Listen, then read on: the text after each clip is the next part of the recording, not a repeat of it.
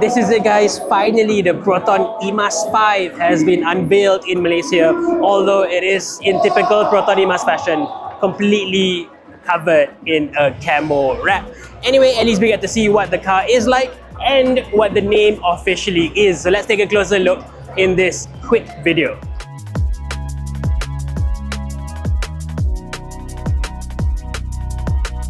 So as expected, this is a direct rebadge from a model in China. Over there, it's called the Geely Xingyuan, or in export markets, it's a direct translation of Xingyuan, which is Star Wish. But here in Malaysia, it's going to be called the eMas 5. So this obviously is a smaller, more affordable brother to the eMas 7. But as you can see, it looks like a completely different car, and there's a very good reason for it. Over in China, their donor vehicles are actually from two different sub-brands. So while the eMas 7 is rebadged from a Geely Galaxy E5, this is taken from a Geely Geometry Xingyuan, which is a completely different sub-brand again. The Geometry, or recently renamed as Geom sub-brand, is one that makes smaller, more budget-friendly vehicles, whereas the Galaxy models are a bit more upscale, bigger, more advanced. The differences go much deeper than skin deep as well, because underneath all this body, the platform is different. So while the eMas 7 is a front-wheel drive vehicle, this here is rear-wheel drive. But before you get too excited, this is a pretty low-powered EV. It's definitely not a quick one.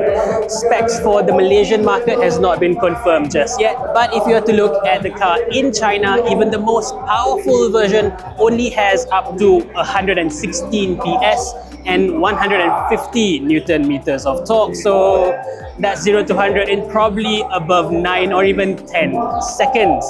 Even the battery pack is different as well. The eMas 7 uses Geely's own Aegis LFP battery packs. This one, however, will use far smaller battery packs supplied by CATL. At least it's still LFP though. On to range, again, specs for the Malaysian market have not been confirmed just yet, but in China, even the longest range version is only rated to do up to 410 kilometers on the CLTC cycle, which we all know is extremely lenient. If we are to convert that to WLTP or real world, I would guess this would go around 300 kilometers, not much more than that. But back to the styling, Proton really hasn't changed all that much on this car compared to the original Geely donor model, other than the usual Proton logos front and back, and the Proton script on the C pillars. But then again, this is still an early left-hand drive prototype, so maybe we will see more localized, more Proton touches in the final product. The wheels over here are completely wrapped up for this preview, but it is 16 inches, exactly the same as on the Geely model, so you can expect the design to be exactly the same as well. The tires over here are Linglongs, which I'm just not a big fan of. I remember when I bought my BYD Dolphin, which came originally from the factory with Linglongs, the first thing I did coming out of the showroom was drive to the tire shop and change it to Michelin's. So hopefully Proton will fit better quality tires for the final version. I hope. What's also apparent is that this car has a very rounded, soft, almost feminine look to it, closer to what we've seen before from the Aura Good Cap. This is in stark contrast to the proper locally developed EV like the Perodua EV concept we've seen right next door. That looks far more sporty. Between the two, I have a strong suspicion which one local customers would actually prefer. What I do like, however, is the fact that this car looks fairly high specs, at least from the outside. At the bottom there, you can see a radar for what I think should be an ACC or full ADAS system. We've seen recently a more budget-oriented EVs in Malaysia, like say the TQ Wuling Bingo. That is a little bit too basic when it comes to its safety equipment, with just only 2 airbags and no ADAS whatsoever. To me, that is not acceptable for a modern new car in 2025. This should have the full suite of 6 airbags or even 7 and ADAS as well. That is more like it. Lastly, let's talk about pricing, and this is where Proton will have quite a big issue, I think.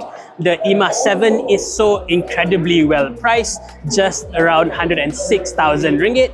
So that means this far smaller model needs to be a lot more affordable than that. But at the same time, in Malaysia, we still have our floor price of 100,000 ringgit for CBU import EVs. For now, Proton does have an EV factory being built, and we should have the eMas 7 CKD model by the end of the year. But this eMas 5 is probably a little bit later than that. So if Proton is to launch this car this year, it will likely be as a CBU full import first. And by right, it should be priced above 100,000 ringgit. Unless, of course, Proton gets a special privilege of using bridging pricing, although that's probably not fair to other brands. So there you go, guys. That's pretty much all we know of the new Proton eMas 5 for now. What do you think of this car's looks and preliminary specs, range, and expected pricing? Do let me know in the comments below. Thank you for watching, everyone, and stay safe.